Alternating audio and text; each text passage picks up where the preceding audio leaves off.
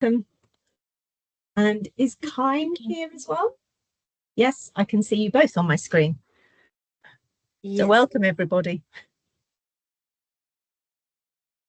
I'll just give it another minute. I can see people still joining.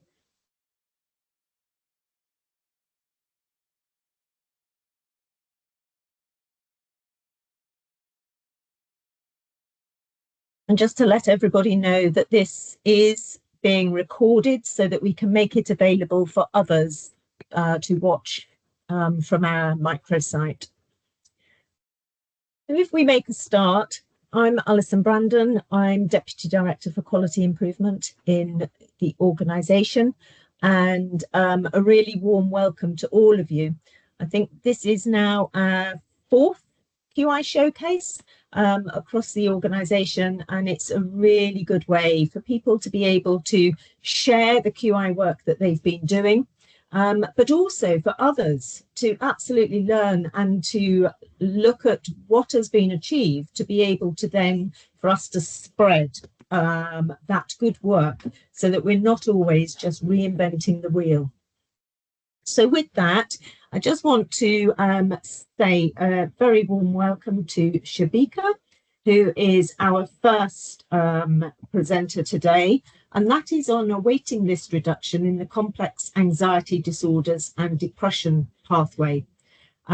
We will then have some time for questions and answers following that.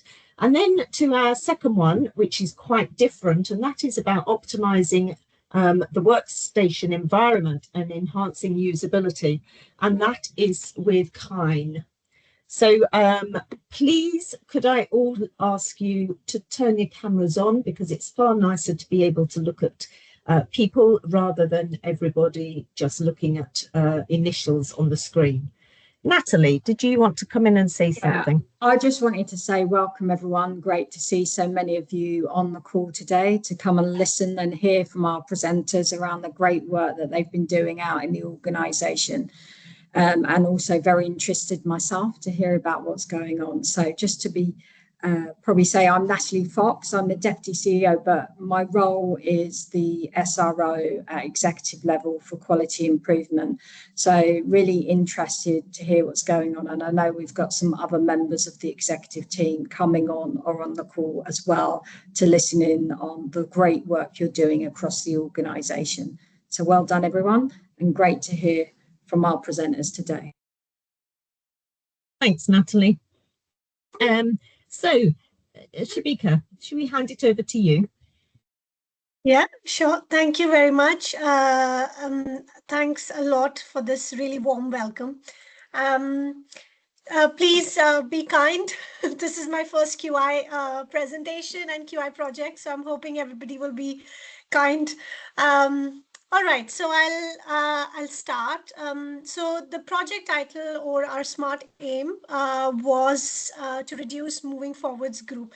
So we do a moving forwards group just before we put anyone for the wait list for our different interventions that we have. That is like behavioral activation, individual therapy, or group therapy, and we have some other options too.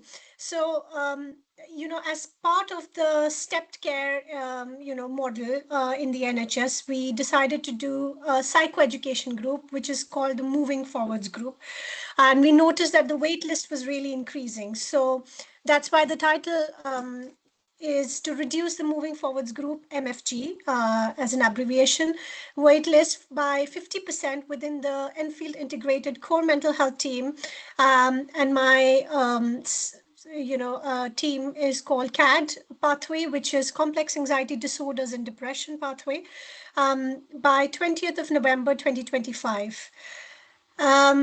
The project members is myself, Anna, very kindly Anna Spiteri. She was the QI advisor on this project. Felicia Wala, an assistant psychologist. Rachel Delahaye, she was a clinical psych trainee. Adam Duncan, he is the CAD lead. Aphi is another clinical psych trainee. And Paul, who's the Enfield adult psychology lead, and he's joining the meeting too.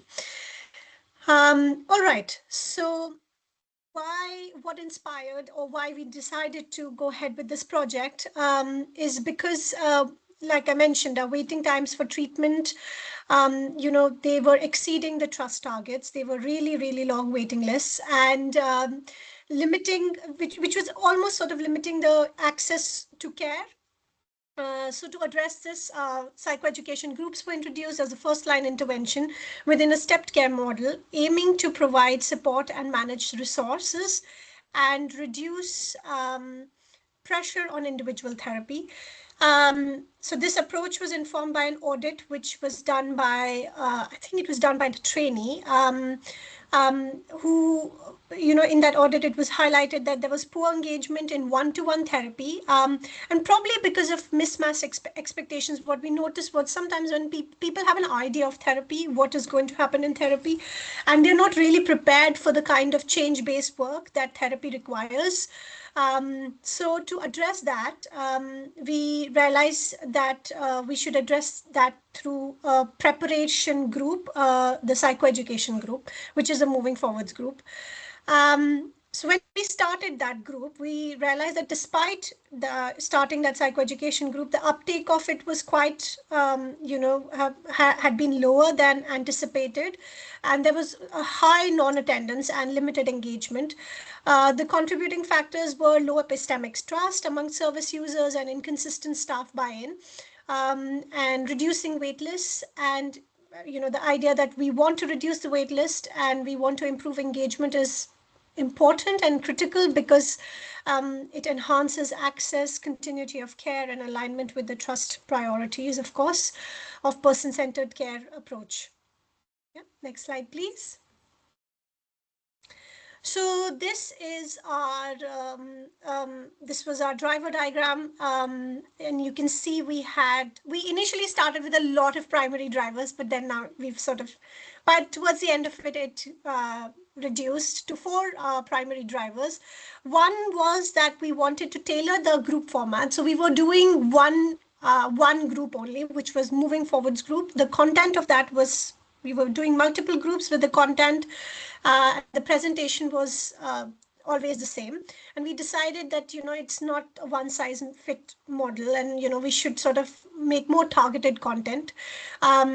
Then the next was improve pathway flow and scheduling, of course, because we realized that there were delays between someone who has done an assessment and has been accepted into the services, and by the time they start or get onto a group or get invited for a group. There was this inconsistent scheduling, and, which is something that we wanted to address. And the third primary driver, was that enhancing engagement and setting expectations during assessment. So what we noticed was that there was a lack of understanding of the group's purpose. When we talk about group, people often think that it is probably group therapy. And that is something that needed to be clarified. There was another thing that we noticed, that certain assessors or clinicians during assessment phase were talking about that we will be offering this group, and there were others who were not sort of informing the client after the assessment that they would be offered the group. So there was this inconsistency and unclear communication around the group format. And then lastly, the primary driver was consistent implementation of the trust DNA policy. I think that was very important. We saw that attendance rules, there was a fluctuation in that. Sorry. So there was a fluctuation in attendance rules, and there were unclear messaging in terms of the DNAs. So yeah, can we move on to the next slide? Oh, okay, so I'll just talk about the change ideas quickly. Can we go to the previous? I thought there was another slide for change ideas. So to address these primary drivers, we decided to adopt the following change ideas. One was to, other than MFG group, we decided to start an OCD group and a young persons group. We decided to reduce the group length from 13 weeks to 8 weeks. We also decided to start doing advanced planning of the group cycles so that we can avoid the delay between acceptance and group starting. And adding standardized notes in assessments, clarifying that the assessor has introduced and talked about the initial offer of the group. To do this, we also sort of suggested starting a standardized document called the MFG expectation document that was started. And then using a leaflet, a psychoeducational leaflet, to make people, to make clients and patients aware of this group and to address their anxieties around the group work. And lastly, training facilitators on clear DNA policy to avoid any mismatch of the messaging around DNAs. Next slide, please. So this is the outcome. So clearly we did meet our target, which was 50% of reduction. By August itself, we had reduced it. There was some other findings that we had during the course of the QI project was that we saw that the dropout rates reduced massively. Previously, when it was a 13-week group format, there was only 67% of people completed it, whereas in an 8-week format, 52 completed it and 47 completed it, and 52 dropped out. So the dropout rate was much higher in 13-week, which was 67, whereas in 8-week it was 52. So there was a massive difference there. Next slide, please. In terms of pre and post moving forwards expectation, so we rolled out the MFG expectations standardized document. And interestingly, we noticed that not everyone actually uploaded that document. But what was good, that everybody did explain the offer because they had separately written that in their documentation, in their notes, that they had explained the offer. They probably did not upload that document separately, but they had done the notes on Rio about it. And because they did not upload the documents, the format preferences were something that we noticed that there was previously, when people were not using the document, we were not clear what format do they want, the client, of in-person or online moving forwards group.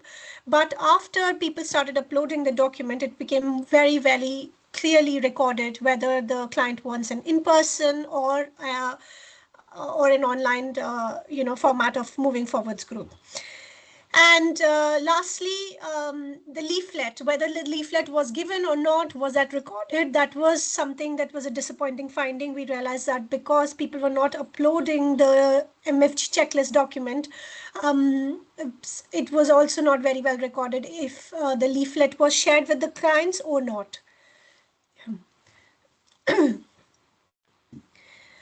This was another finding. We realized that when we compared the 13-week group and the 8-week group, we noticed that there was improvement in terms of the outcomes. We noticed that when we moved on to 8-week program, people were referred more to other sort of pathways, other community support, different, sort of structures that are there in terms of intervention models. We also noticed that there was an increase in more discharges after completing the program. Yeah, I think that's what this graph represents. Next slide, please. And this was this is a fishbone diagram of the group feedback of the 8-week. When we shifted from 13-week to 8-week, what are some of the feedback from clients about the new format? So they, of course, appreciated the content and the material. They felt that the slides were not that heavy. They were easy to understand. Concepts were clearly explained. They preferred the group dynamics also. It felt like a community. They didn't feel alone. There were shared experiences. They appreciated the facilitation, and of course they found it as a safe space where their ideas were not dismissed, and they learned in the process some coping techniques and exercises to help them calm down and manage their anxieties. Next slide, please. And lastly, so in terms of what the outcome of this QI and our learning is that one of the biggest learning was that we realized that when we started the tailor-made groups, which was the OCD group, we realized that the outcome measures increased post-group. So we do like objective tool. We do a pre and post objective tool analysis. So when we gave that to the patients post the group, their scores were much higher on those objective tools, and our analysis is that probably it was because during the group, the OCD group, there was a shared rumination and sort of a symptom focused talk that happened in the group, and maybe that might have resulted in an increase in the scores. Therefore, our plan is to trial a DBT informed skills focus structure, which limits the compulsion focused discussions to sort of improve the containment in the group. And the young person group, the findings from the young person group was also again very interesting. We realized that there was difficulty in engaging the participants. I think younger people, they appeared more reliant on the hand-holding processes of the primary services. And we are in the process of thinking if the initial sessions should be modified to emphasize more on responsibility taking or some kind of preparation. Another finding was around the psychoeducational leaflet. It was, again, like I shared before, it was not consistently shared after initial assessment, and this requires, and one of the trainees is going to do another QI project to explore this in further, that what are the barriers, why is this not being done? The moving forwards checklist was another thing that there was limited uptake from the clinicians, from the facilitators, that they were not recording the standardized notes. And we want to again explore and identify why that was there. DNA policy, we did sort of have regular meetings, discussions with the leads and all about the DNA policy, but we realized that there was still some ongoing sort of uncertainty around DNA policy. And I think this requires an updated version. This is the conclusion. I think we require an updated DNA policy. And poster submission is another thing. So we've finalized a poster and share this learning, hopefully. I don't know, that's something that's just thought at this stage. And lastly, to continue using QI methodology to test change ideas in the in-field integrated core mental health team and promote the use of live QI to document the project. So I have to admit, we have documented the entire project on live QI during the whole course of conduction. Next slide, please. I think that's it. Yeah. And this was a poster we submitted to IHI last week, which was presented, and they were quite appreciative. So I could not present. Paul was the one who presented, so maybe he can share his experience about how the poster presentation went with IHI. Thank you, everyone. Thank you.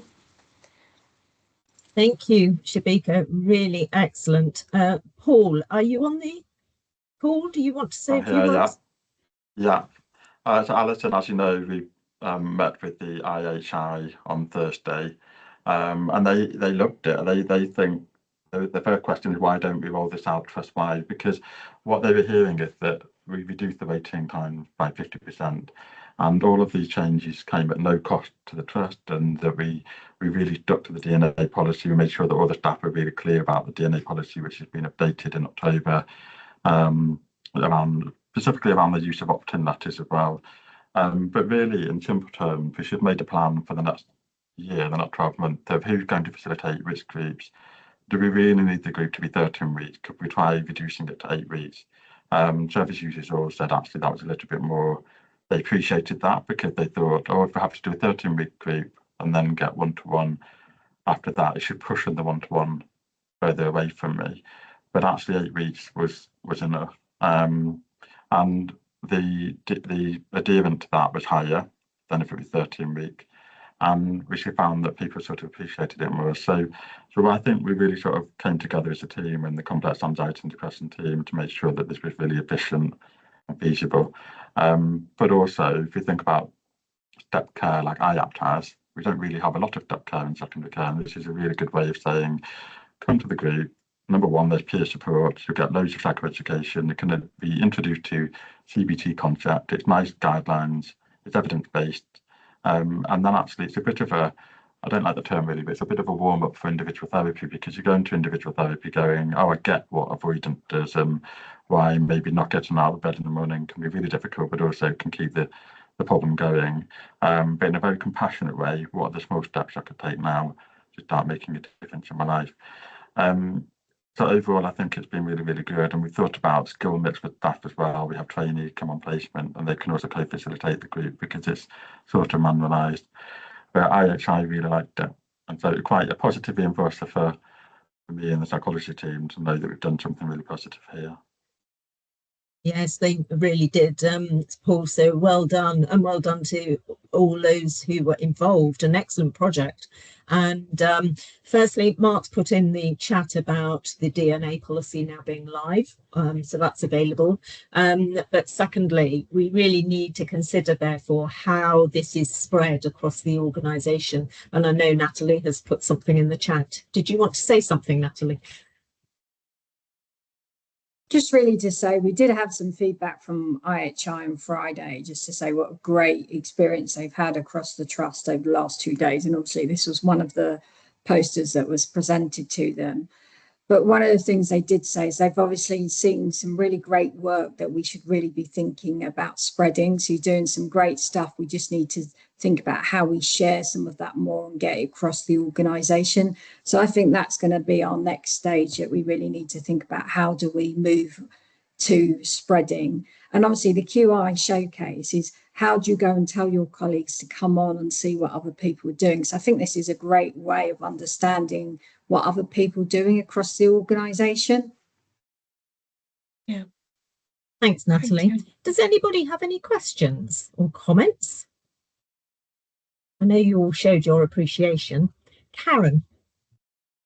I do, thanks. That was great. I like the way on your driver diagram, on your green boxes on the end, you've got adapted, adopted, abandoned. I think that shows lovely movement that you've got there. I was just wondering if there was any surprises, any unintended or, you know, exceptional things that you didn't expect to learn. I noticed you said that there was a disappointing outcome where people weren't uploading, but was anything else surprising, interesting to you that you found as you went along? I mean, yes, in terms of like it was interesting that the OCD group, we didn't expect, we thought that because we are making a very tailor-made obsessive compulsive group, it's probably going to bring the scores down and it's going to be helpful. So even though the patients reported that it was helpful, but it was not reflected objectively in their scores. So that's something that was very interesting, that, they are saying, yes, the group is helpful, but helpful in what way? Is it helpful in making you feel validated that your compulsions are, and you're learning more new compulsions from sort of copying behavior or learning from, other participants? Or is it helpful because now you have better strategies to manage your compulsions? So I think that is something that was quite interesting. And the other thing that was also, again, very interesting, that was why people are not sharing the leaflet. I mean, leaflet is just, it's out there. We have the leaflet for last, 8 months, 9 months. Why have people not consistently sharing that? So, yeah. That's definitely true. And I'd probably just add as well that we realised that the NHS long-term plan is all about prevention, and this is getting people seen quicker. And we also realised that because we were seeing people quicker, we managed to sort of think about Dialogue Plus. And that was at 17% last August. It's now at 93% this week. So that's a KPI improvement that was just sort of secondary gain from this as well. Okay, thanks. Thank you. Ephraim. Well done, Shubika and Paul. Funny enough, Paul, I think you did touch on the point. I wanted to come back on the Dialogue Plus. So the well done for that really big jump and uptake. My question is actually in regards to the Dialogue Plus, obviously, because it's person-centered. And was there much deviation in terms of at the beginning what people had set up as their goals, and towards the end, what was the difference? And in particular, how did that incorporate? How did the group incorporate the individual goals that had been set out in Dialogue Plus as an individualized care plan? Yeah. Paul, do you want to go first? Yeah, I was just saying that I don't know if there's a difference. I think because we obviously review the Dialogue Plus every 6 months, but I think the difference is probably that if someone come to say, the different domains are there, aren't they? And one of them is about, I need to think about social aspect to my life and not having friends or wanting to have better relationships. And the group is one way of people meeting other people once a week, maybe either getting out of bed to come in person at Safe Farm, or for some people, if they can't afford to come to Safe Farm or sort of have other commitments or childcare, they can click a button and they can be there on the online group. So I think that changes that aspect of the dialogue list. In terms of any sort of other deviations, I don't know of any. Shabika, would you know? No, I think that's a very interesting question, because I think that just makes me now think that we should have probably, I mean, not that did we link it to Dialogue Plus, the project? No, we did not. Maybe this is something we can do further going forwards, just to sort of compare the goals of what they've listed in Dialogue Plus, and if the group has, because there is in the group we do talk about sort of thinking about what is it your goal now going forward in the and doing a formulation around that, but we don't link it to Dialogue Plus right now. But that is something maybe it's actually a very good suggestion, just to sort of bring it all together, tie it all together. Maybe that's something that we need to start looking into. Yeah. Thank you. Really good that sort of others are coming up with suggestions as well. So thank you for that. If I just take the last couple of questions, Sally. Hi, thank you so much for your presentation. It sounds like it went really well, like the results are amazing. So you should be really proud. My question's more about kind of the data collection and how often you would collect data to make sure you were on track to achieving your aim statement. So my question is more like how often and kind of how long you were doing like PDSA cycles for your project. So we did sort of we did backdata data to start with, because we had started the change from 13 week to 8 weeks much before when the project started. So we backdated that change idea, but we don't have data for every month. We could not collect it every month, to answer your question. What we also noticed during data collection process is there were inconsistencies on Rio recording data, the data that's produced through Rio versus the data that we have on Excel sheets. So that's very different, because our Excel sheets will give a different data, reduced number, whereas on the Rio, it would not sort of show exactly that. And we wonder why that is happening. Is it because people are not recording it? Is the Rio not sort of updating it? There's a mismatch of that. The PDSA cycles were just done once for each of those ideas. There have not been more than one PDSA cycle for each of the change ideas. And lastly, there was another thing I wanted to add. Yes, we did not collect. So the 50% reduction, I think we saw the last data till October, and we did not collect it in November because we had an assessment week where people did many more assessments than the usual assessments. So there was, I think we did 48 more assessments in a week compared to 8 assessments in a week. So that's why that would have changed the data, or sort of it could have led to some discrepancies. So that's why we stopped at September, because we did meet our criteria of 50% reduction. Does that answer your question? Yeah, that's really helpful. Thank you. Yeah, all great. Thanks. Yeah. Thank you. And Mary Kate. I think that was great, Shabika and Paul. Thank you for sharing. And I know it's a bit intimidating to do it virtually, let alone in person. So I'm hoping that I'm going to offer some helpful thoughts for you. I think I'm going to link back to the Dialogue Plus conversation, because when I was looking at your slides and stuff like that, I was like, well, okay, so the improvement measure is reduction in waiting times, but actually I'm really interested to know what the patients think and their satisfaction. So I was curious about sort of having something like that in your presentation that would talk to that, which would be Dialogue Plus, because it is a pre and post. Yeah. So yeah, I think you could go back and dig into that. I think that would be great. Yeah. I think so although the reduction in DNAs is did not complete is really marked, it's still 50-50. There's still like a resource implication there, isn't there?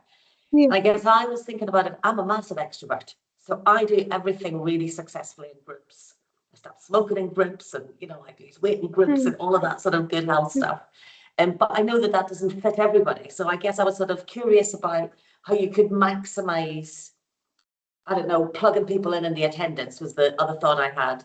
And then the third thought I had was about your last slide where you talked about, people not getting the leaflet as standard, people not getting the sort of goal setting as standard and stuff like that, and how you were sort of saying that was another QA project for one of your trainees.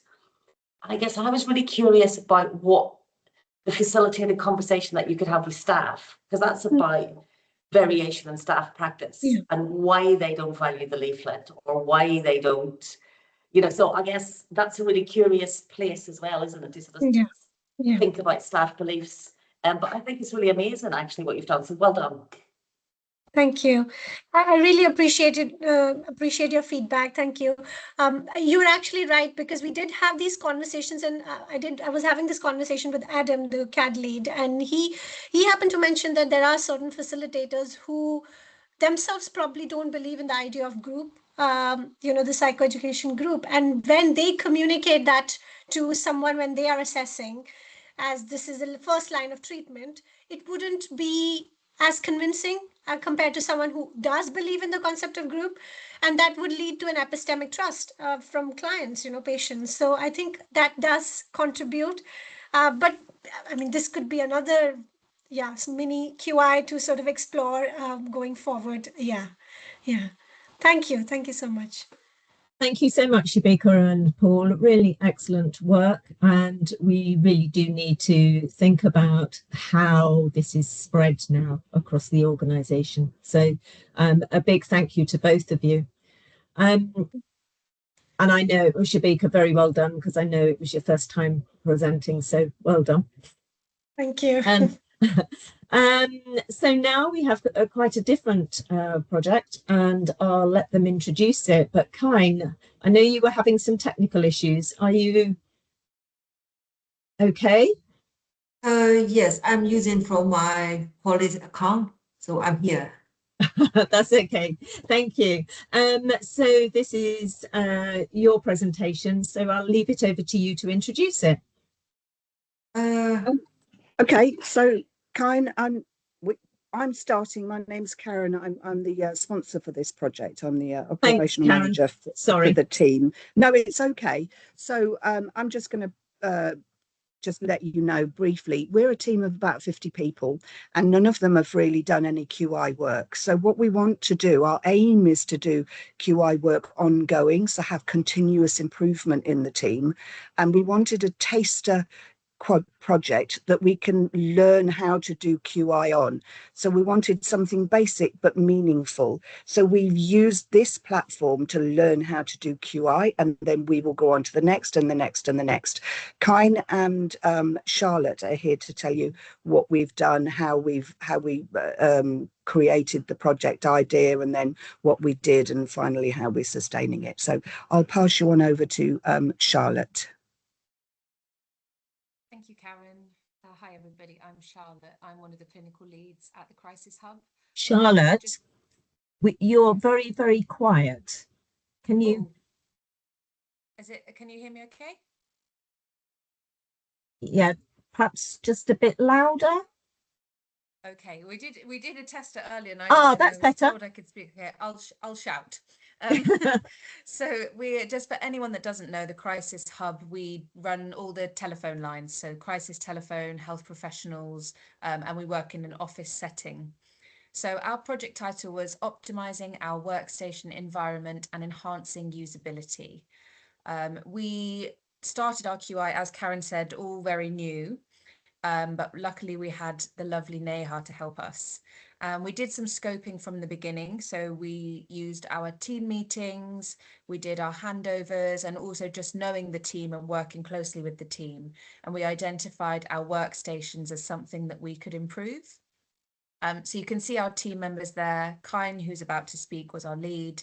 And we had Shirley, Andreen, Julius, Hasina, and myself, and Karen as our sponsor. And that's a mixture of Band 4 assistant practitioners, Band 6 nurses, Band 7 clinical leads, and Kine as our business manager. So the inspiration was spending time at the beginning of each shift and not being able to start working because there were issues with the workstations, whether that was equipment being faulty or that it was missing. And that obviously caused frustration and delayed our login time. So we started a live QI first with Neha, and we developed our SMART aim, which was to increase the number of functioning workstations with no missing or faulty items, mouse, keyboard, monitor, cables, phone at the crisis hub from 13 to 23 out of a total of 26 desks by the 30th of June 2025. Could you have the next slide, please? So you can see from this slide, it's some of the data that we gathered before we started making changes. So we got qualitative and quantitative data. You can see from the numbers there, that was our team's estimate of how long it took them from coming into work to actually being able to take a call. And that varied from 1 minute all the way up to 45 minutes for some people on some days. And you can see the word cloud in the bottom left, and that was when we were asking people how these issues impacted them. And so keywords being things like frustrated, anxious and flustered. And obviously, if somebody's about to take a 12-hour shift of crisis calls, the last thing we want is for them to be coming in already frustrated and anxious. You can see on the right here some example photographs of what we were having. So some of them might look really tidy, but actually that's a lot of the equipment is missing. And others were really cluttered and messy. And also they just weren't standardized across the board. So you didn't know what you were going to get when you sat down at a desk. So all of these things, the time spent and the impact on staff wellbeing was all feeding into a negative impact on the service provision. Next slide, please. And Kine's going to take over. Thank you, Charlotte. So we put everything on a driver diagram on the live QI, and then we categorize according to the smart aim, and then primary driver, secondary driver, and the change idea. I know it is very small and then very difficult to look at it. So the second column is the primary driver, and then the third column is the secondary driver. And then the last column is the change idea, where the green ones are the change idea we have implemented. So what we have done is, as we can see on the picture, the first thing we did is that we number the desk. Initially, there was no number on the desk. So what happened was, when we reported the IT issue, like people were struggling how to report. Let's say that this desk monitor is not working, but they reported when somebody from the IT team, when they came in, people were looking around like, which desk are you talking about? Which corner, like, which side? So people will be spending minutes on that to identify which station is not working. So when we deliver the test, when we reported, we will just simply say that, oh, desk number 2 is not working. The mouse is missing, or the keyboard is not functioning. So when somebody come into face, they just go straight to the desk number 2 and then all that. So it's much quicker. And then we cable the wire to prevent the people taking out from the items from the desk and moving around the item. So we also created the daily checklist, auditing checklist, including the basic item, mouse, keyboard, monitor, connected cable, and the desk phone. These are the basic items that we should be having at our workstation for proper functioning. So we created that checklist, laminated, and then stick it on every desk.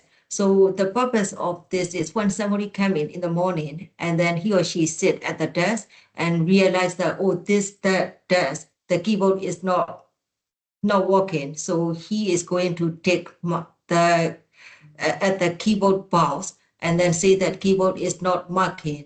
So this helps with during our project. This really helps us that when we do the data collection, we don't need to ask everybody like, how is your desk doing? Is everything okay? We just look at the auditing checklist and then we record it in our spreadsheet. So this is for our very helpful with our data collection.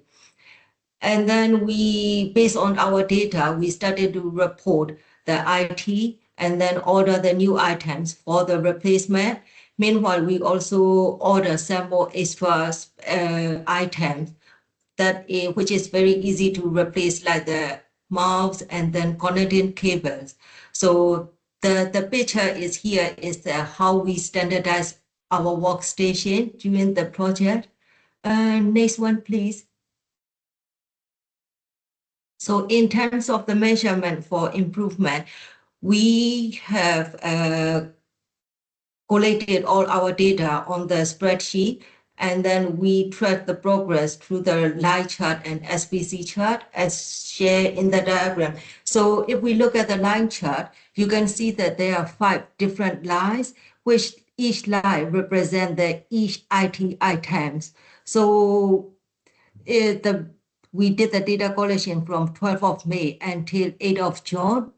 Initially, if we look at the purple one, which represented the mouse, initially on the very first day, we started the data collection.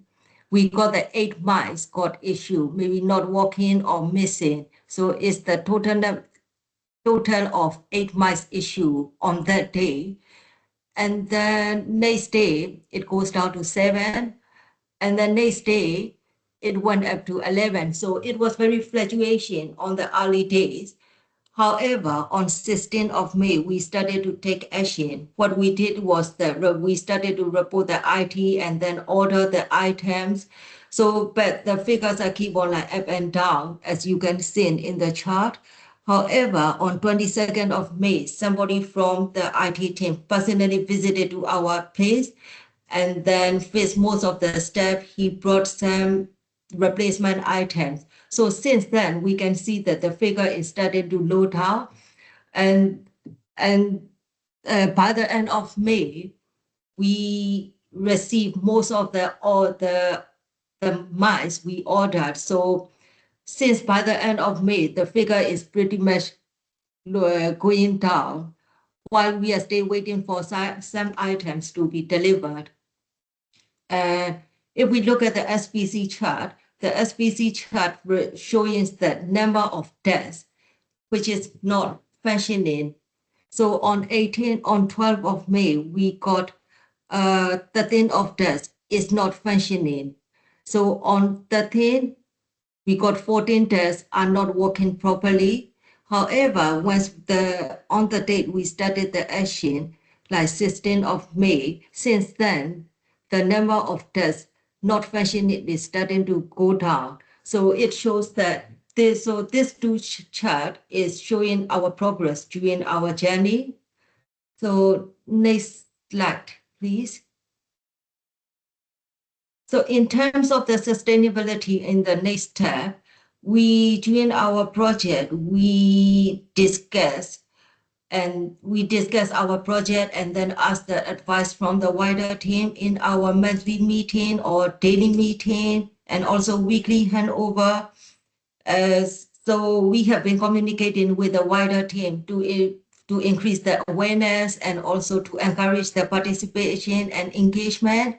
So after the various discussion to the sustainability, we have agreed that after the project ending, our QI team won't be no longer responsible for all these IT issues. So all the staff will be equally responsible for reporting the IT issues if they experience something. So every Wednesday, we allocated one of our team member to audit, like, you know, all the workstation are functioning, and then if there's any issue, and then we record it on our spreadsheet. However, it has been now changed to on the monthly basis, because the data, there are not much variation over the week. So we have been narrowing down our time frame from weekly to monthly. We also keep on storing some stocks for the commonly replaced items like the connected cables and mouse. So to help with the people reporting to IT, what we also did was, like, we have created a step-by-step instruction for how to report the IT from the intranet. So somebody is not aware of, like, oh, how should I report the IT? So we guided to that folder, that guideline, and say that you can just follow the step-by-step. So just easily, quickly, they can learn and report. And also, we have introduced the reporting to the IT as part of our local intention. So whoever join our team later, they are naturally, like, you know, already introduced to report, like how to report the IT, and then what they should do when they have they experience with the IT problems. Whenever we have a chance, like the staff meeting every day, we used to, like, regularly remind it for the responsibility for the workplace to maintain what we have done for, and then to increase the awareness. So like earlier, Karen said that it is a very small project, but it does really make a difference for all of our team. So Sayan, can I share I would like to share our poster. Wait, let me. I've got it up here on the next slide, Kine. Yeah. So, can everybody see our poster? So it's not on the share. It's not on the PowerPoint. So, end of the project, we did a survey. So as we can see is when we asked that, have you noticed there's an improvement with the workstation? Most of the people say that yes, there's a great improvement. So, and also we continue the how did you feel about that improvement? As you can see that most of the people said that very satisfied and then relieved. So which shows that there's a bit improvement with our project. So yeah, we did very well, I assume. Thank you. Thank you, Kine. Thank you. Any questions? Yes. Any questions? Carl. Hiya. Well, that looks like a great piece of work. Thank you very much. I suppose my big question is, what happened to the mice? Oh, don't ask that. Sorry, I'll come in on that one, Kine, for you. We don't know, and failing CCTV footage, which we don't have, but that is a question that's open in our minds. I think what was happening is some were breaking on occasions. There weren't, so staff were taking them home to make sure that when they came back, they had one that was working. Inevitably, they would forget that sometimes. So this does negate that as a reason for taking them home. But yeah, good question. Thanks, Carl. Iona. Thank you. It's really good to see. I just wanted to ask, so Karen, you said at the beginning about like using that to then inspire kind of QI. I just wondered whether or not you'd kind of seen that impact, and you know, what are you guys going to do next? And do you feel like the team is quite engaged in QI now because they've tried something on a small scale? Thanks. I'm going to say yes. Kine and Charlotte, tell me if you think differently. But the first thing we did do at the end was to say, right, who wants to do the next project? And we do have some of the same people in on the next project. So now they've tasted it, they want to have another go and to do that. So we also wanted to make it an unscary project, you know, so to inspire, as you say. So wanted it something easy. So in answer to your question, yes, I think so. And in fact, they learned that as part of the project work, because one thing that happened, because I guided, I sort of let them go through some of the pitfalls, and one of them was that when they presented how they were going on, nobody had a clue what they were talking about, sort of thing. So it's like, right, okay, how do you talk about this more often? And they came up with the staff meetings, the handovers and all of this to get people engaged in the process. So yeah, I mean, I think that people are, it's early days, it's one project, it's a small project, but the next one is we talked about call wait times. We talked about because we do have an expert by experience, which we wanted to do co-production. We didn't have one on board for this one, but we've got one on board, so we are co-producing the next project. But Kind, Charlotte, if you want to come in at all on this.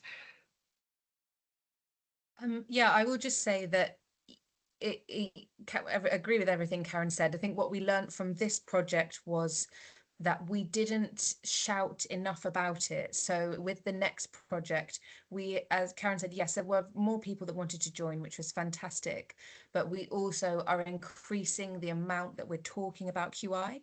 And we've also done surveys for the staff to pick the project so they feel more involved from the beginning.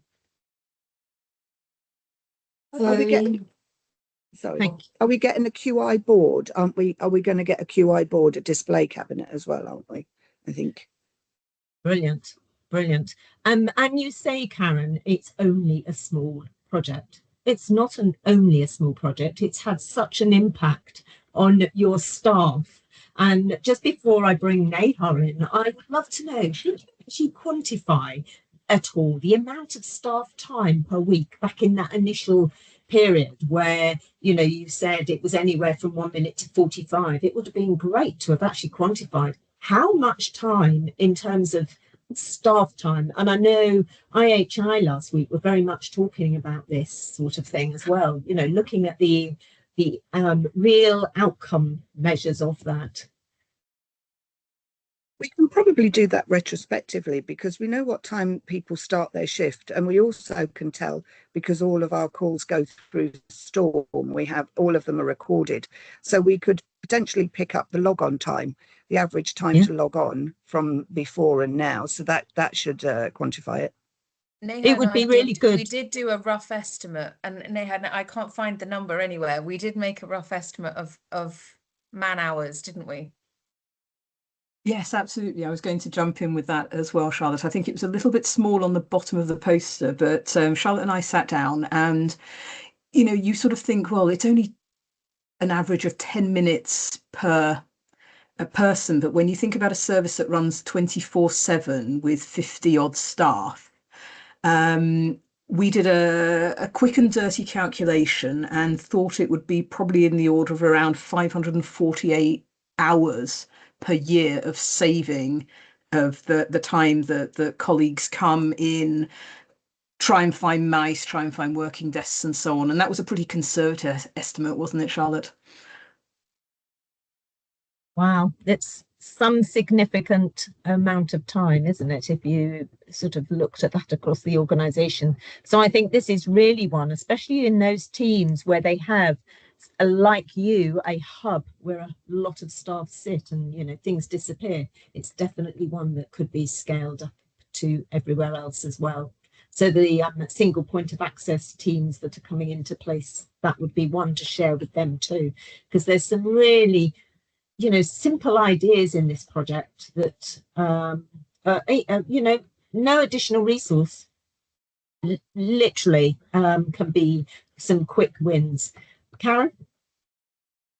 Say actually we've got a new spa for Haringey for the low risk, because we're the high risk generally, and they sit in an office near us, and we already shared the information with them, and IT have already been round and put all the mice and all the missing bits and put the cable ties on, so we've already actually you know, spread our word already. So yeah, other people, that's just because they were next to us, but yeah, it would be interesting to share the word further.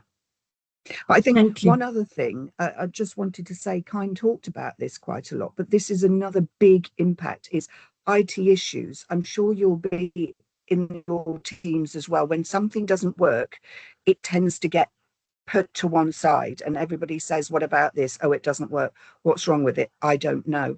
They're the man hours that we haven't quantified, you know, and as Kine was saying, you know, at IT would come in, the numbers of time they would come in, they'd have no clue which desk they were going to, so they'd go away.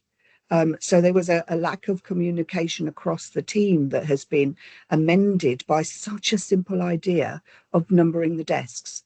And you know, and this is all the team, the QI team came up with all these ideas, and I know it was a small project, but it's been so useful in understanding what quality improvement work does, because a lot of people feel that it's academic. It's, you know, well, we can just do this, you know, why do you have to go through this process? What's the benefit? And I think it was really clear to the team what the benefit of QI work versus just doing it is, I think.